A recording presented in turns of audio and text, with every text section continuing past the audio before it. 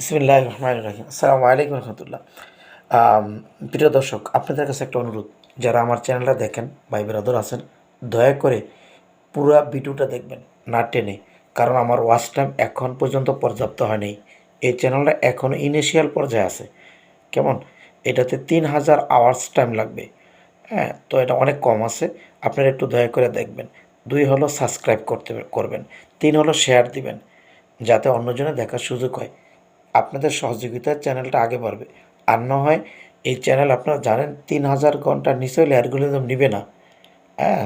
Algorithm না নিলে আমার চ্যানেলটা ওইভাবে হবে না, এস্টাবলিশ হবে না। তো আপনাদের সহযোগিতায় আলহামদুলিল্লাহ এই পর্যন্ত আসছি। এবং আমার এই ভিডিও দেওয়ার উদ্দেশ্য হলো আপনাদেরকে বিভিন্ন তথ্য দেওয়া। তো মূলত এই চ্যানেলের উদ্দেশ্য হলো আদম related, man power related video যাবে। Main number 1, man power related video যাবে সবচেয়ে বেশি। আমি যদিও এখন কিরগিজস্তানে আছি, এখানে গার্মেন্টস দিছি, এখানে আছি। তো আমি যেহেতু ঘর থেকে বাইর হয়েছি নিয়ত করে যে আল্লাহ আমাকে এবার যদি তৌফিক দেয়, পৃথিবীর বিভিন্ন দেশে যাব। ওই দেশের বর্তমান অবস্থা কী, সেখানে কিছু বাঙালি নেওয়া যায় কি না, আনা যায় কি না বৈধভাবে, আমার অবস্থান থেকে আমি চেষ্টা করব নেওয়ার জন্য। ৩ হলো আপনাদেরকে সতর্ক করব, সঠিক ইনফরমেশানগুলো দিব যে এই ভালো, এই খারাপ দিক আছে। আমি যা জানবো তা আপনাদেরকে জানানোর চেষ্টা করব। সুতরাং এই চ্যানেলটা আপনাদের সহযোগিতায় আগে বাড়বে। আর আমার পৃথিবীর বিভিন্ন দেশে যাওয়ার উদ্দেশ্য হবে এই চ্যানেলটাকে প্রমোট করা। একদিন তো মারাই যাব। যদি আমার এই ২০ বছর, ১০ বছর, ৫ বছর যতদিন আল্লাহ দুনিয়াতে রাখে, যদি আপনাদের একজনের উপকার হয়, সেটা আমার জন্য যথেষ্ট না? কত ভাই উপকার হইছে, কত লোক আমার এই ভিডিও দেখে। এক লোক একবার আমাকে বরিশাল থেকে অনেক দোয়া করছে যে ভাই আপনার কারণে আল্লাহ আমাকে বাঁচাইছে। আমার এডির ভিসা দিছিল বাটপাররা, ফলে আমি টাকা দেই নাই এবং তাদেরকে বলছি যে এটা ভুয়া ভিসা। যখন তারা ভয় দেখাইছি, তখন আমার টাকাগুলো ফেরত দিছে। এই যে তার একটা উপকার হয়েছে, তার যে একটা দোয়া, আমি অনেক খুশি হয়েছি। এরকম অনেক লোক আলহামদুলিল্লাহ, আমার মনে হয় কয়েকশো লোক আল্লাহর মেহরবানিতে উপকৃত হয়েছেন।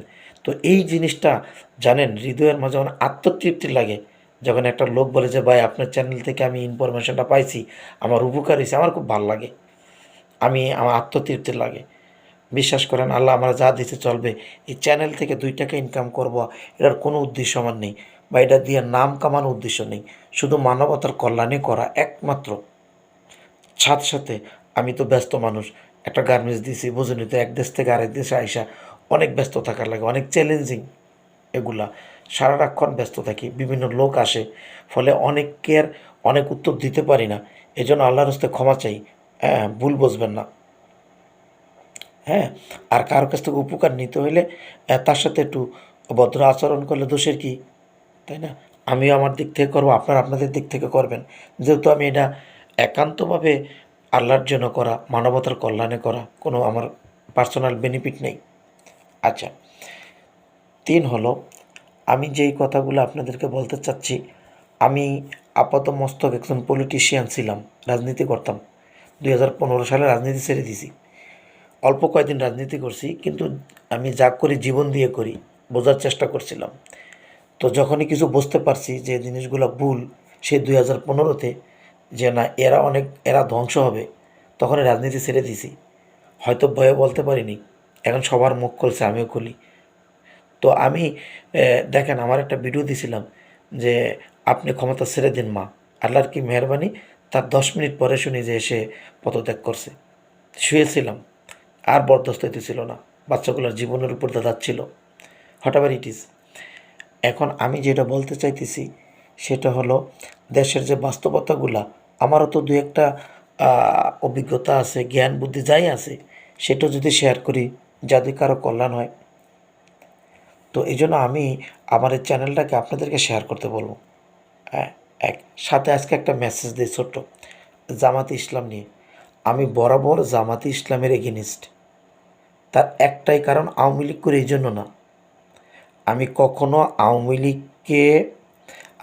লীগ এই জন্য করতাম যে I am not a perfect man. ওই যে মানুষ বলে না আওয়ামী লীগ মানুষ ছিলাম না, যে আমার জীবনের পাপ বা ভুল আমি এটা মেনে নিতাম, এটা তো বন্ডামি করি, শয়তানি করি, সময় দেই। বিবেকে যখন লাগছে ১৫ সালে ছেড়ে দিয়েছি। হ্যাঁ, বঙ্গবন্ধুর অনেকগুলো কথা আমাকে ইন্সপায়ার করছে, তার অনেকগুলো শব্দ আমার কাছে ভালো লাগছে। ভিতরের খবর তো আল্লাহ জানে, সেগুলা মনে হয়তো দিলের কথা, হৃদয়ের কথা, যার জন্য আওয়ামী লীগকে সময় দিয়েছি। আচ্ছা, আর বঙ্গবন্ধুকে আপনারা ফালায় দিতে পারেন না, দোষ ত্রুটি না মানুষ, সেটা আপনাদের ব্যাপার। আপনারা কত পার্সেন্ট লোক, 18 কোটির ভিতরে যদি 17 কোটি 90 লক্ষ লোকও ফালায় দেন, আমি পারি না। তার কিছু শব্দ, আমি বঙ্গবন্ধুকে কখনো আমার বাবা মনে করি না, আমি তাকে বঙ্গবন্ধুই মনে করি। ঠিক আছে, আমি তাকে বঙ্গর বন্ধু মনে করি। তো যাকে বঙ্গর বন্ধু মনে করি, আমি তাকে কখনো বন্ধুর শত্রু মনে করতে পারি না। হ্যাঁ, তার অনেক ভুল ছিল। ভুল এক জিনিস, মানুষের ভুল হইতে পারে, ভুল ত্রুটিতে ঊর্ধ্বে মানুষ না। কিন্তু তার আবেগ, তার অর্গানাইজেশন ক্ষমতা, আমরা একটা স্বাধীন রাষ্ট্র পেয়েছি, এটাই সত্য। তার কথা বলার আওয়াজ, তার ভোকাল, তার মানুষকে একত্র করা, এতগুলো মানুষকে একত্র করা করে একটা দেশকে স্বাধীন করা, এটা আল্লাহ তাআলা তার ভিতরে ক্ষমতা দিছিল। তো সুতরাং সে বঙ্গবন্ধু, নিঃসন্দেহে বঙ্গবন্ধু, এটা বুঝতে হবে।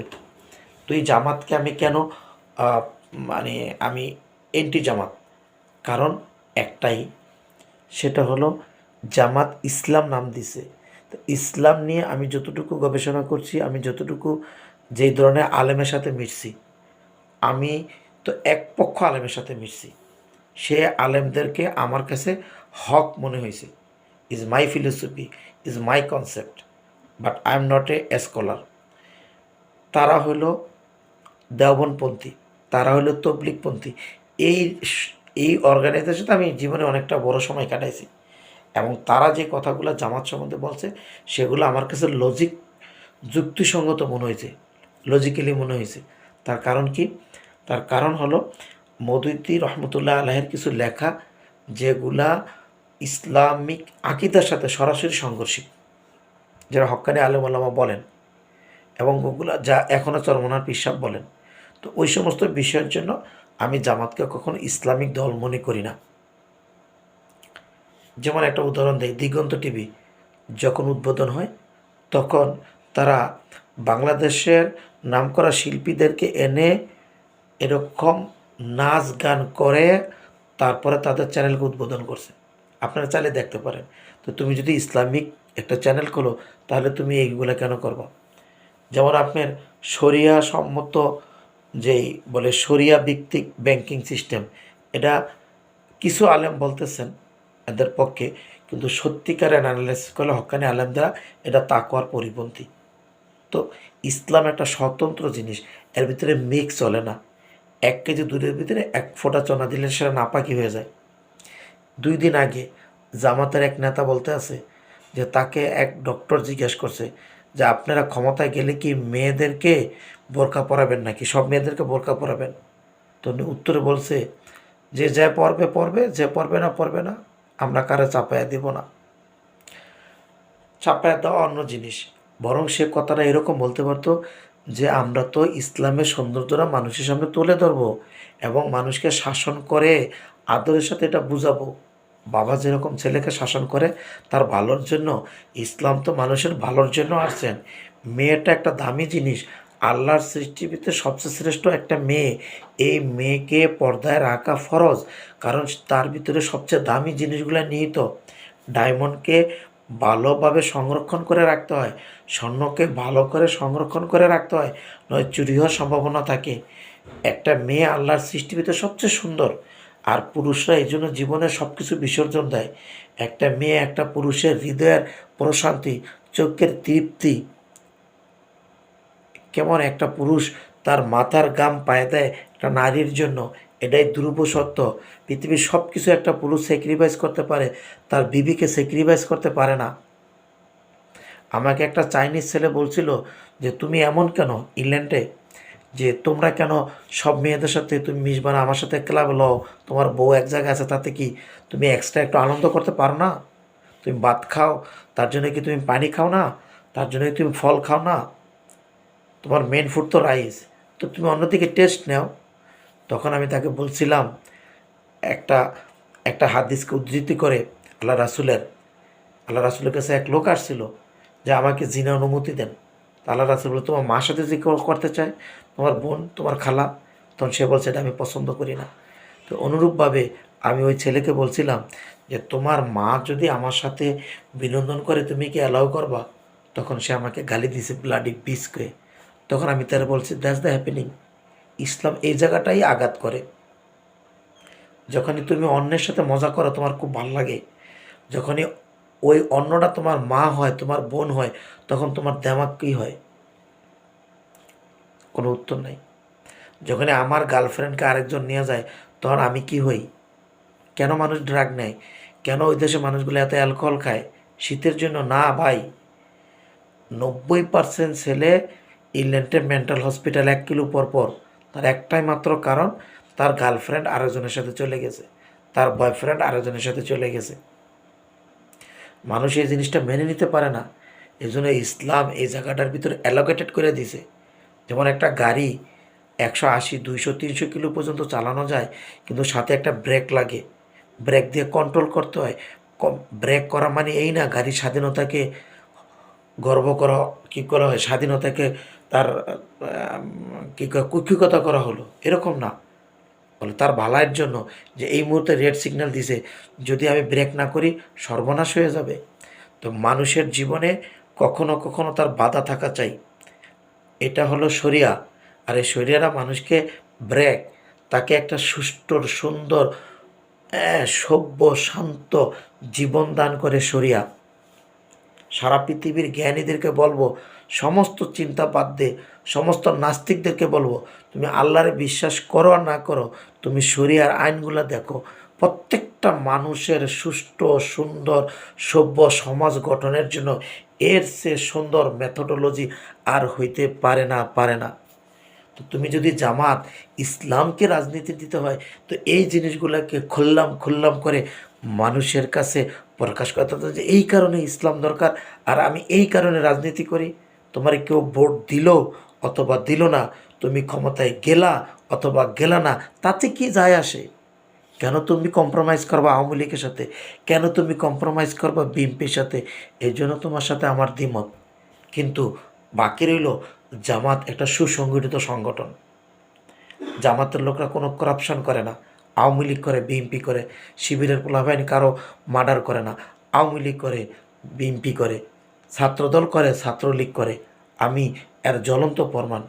আমরা করছি, আমরা করে পরিকল্পিতভাবে মার্ডার করে জামাত, আওয়ামী লীগ, বিএনপি পরিকল্পিতভাবে।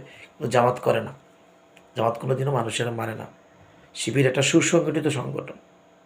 আমার শত্রু, কিন্তু সুন্দর জিনিসটা আমি কেন বলবো না? বাকি তারা ইসলাম নিয়ে রাজনীতি করে, এটা হয় না। এটা তো পরিপূর্ণ ইসলাম না। তারা ইসলামটাকে মিক্স করার কারণে, এটা পরিপূর্ণ ইসলাম না। এজন্য নাস্তিকরা, বামরা তাদের বিরুদ্ধে আল্লাহ লাগাইয়া রাখছে। কথা স্পষ্ট। আসসালামু আলাইকুম।